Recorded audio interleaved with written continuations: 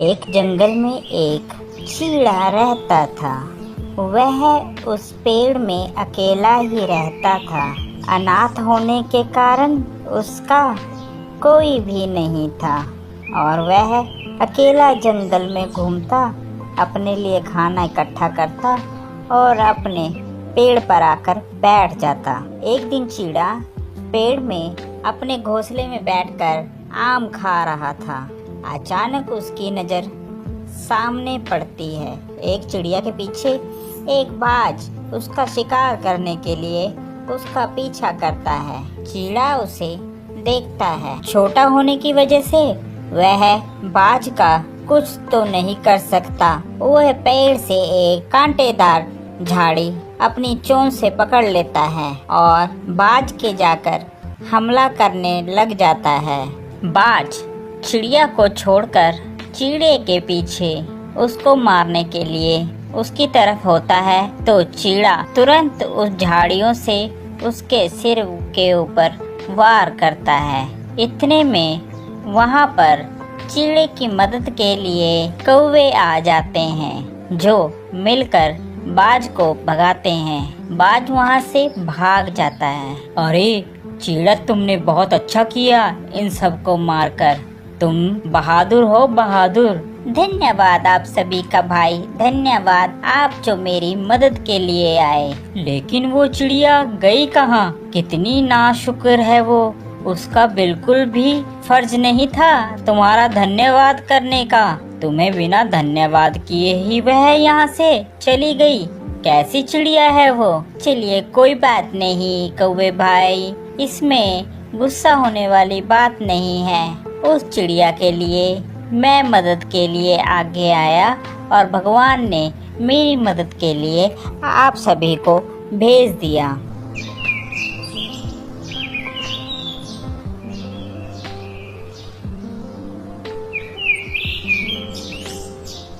एक दिन चिड़िया अपने घोंसले में बैठा था।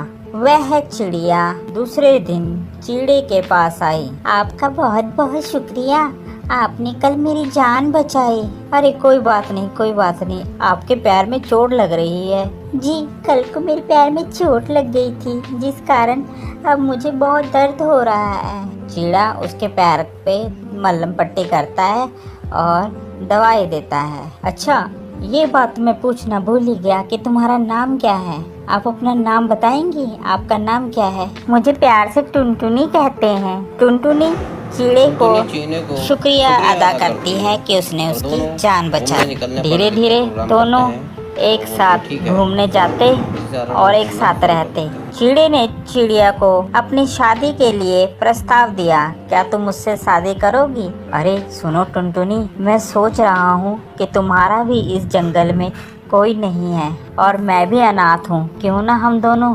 शादी कर लें? टुनटुनी चीड़े की बात मान जाती है और शादी के लिए हाँ कर देती है। दोनों एक अच्छा सा घोंसला बनाकर वहाँ पर रहते हैं। ऐसे ही थोड़ा समय बीतता चला जाता है। एक दिन धीरे धीरे टुनटुनी का स्वभाव बदलता जाता है। सुनिए जी, मैं आपसे बहुत प्यार करती हूँ लेकिन आप मुझे बिल्कुल भी प्यार नहीं करते हैं। अरे नहीं टुनटुनी, मैं तुम्हें बहुत प्यार करता हूँ, सच में। तुम कहो तो तुम्हारे लिए मैं जान हाजिर कर दूं। नहीं नहीं, मुझे आपकी जान नहीं चाहिए। आप तो झूठे हो, झूठे। आप मुझसे प्यार नहीं करते हो। अरे सच में टुनटुनी, कहो तो सही, मुझे तुम्हें अपने प्यार साबित करने के लिए क्या करना होगा? अच्छा ऐसी बात है तो वो सामने जो पहाड़ दिख रहे हैं ना? हाँ दिख रहे हैं टुनटुनी। उस पर कल को दोनों में से जो भी जल्दी जाएगा वह सबसे ज्यादा प्यार करेगा।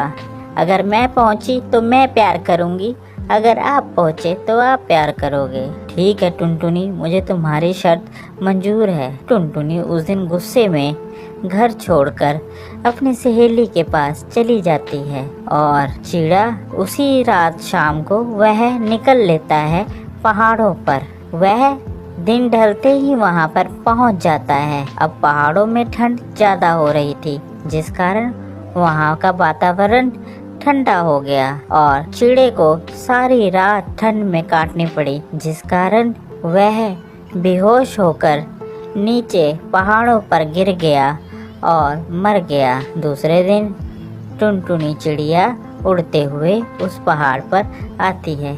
अरे कहाँ गए? देखा ना, मैंने कहा था ये झूठे हैं, झूठे झूठे कहीं के, अभी तक नहीं आए। मुझे इतनी देर हो गई इंतजार करते करते। इतने में वहाँ पर एक कौवा आता है। अरे टुनटुनी, अब तुम जिसका इंतजार कर रही हो अब वह कभी नहीं आएगा। हाँ मुझे पता है, वो झूठा है तभी तो नहीं आएगा। नहीं टुनटुनी, वो अब जिंदगी में कभी भी नहीं आएगा। टुनटुनी पूछती है क्या बात हो गई? अरे क्या बात है, जल्दी बताओ मुझे, क्या कहना चाह रहे हो? कौवा उसे लेकर नीचे पहाड़ों पर ले जाता है, जहाँ पर चिड़ा पड़ा होता है। वह आखिरी समय में भी आंख खोलकर लेटा होता है कि चिड़िया को देख सके।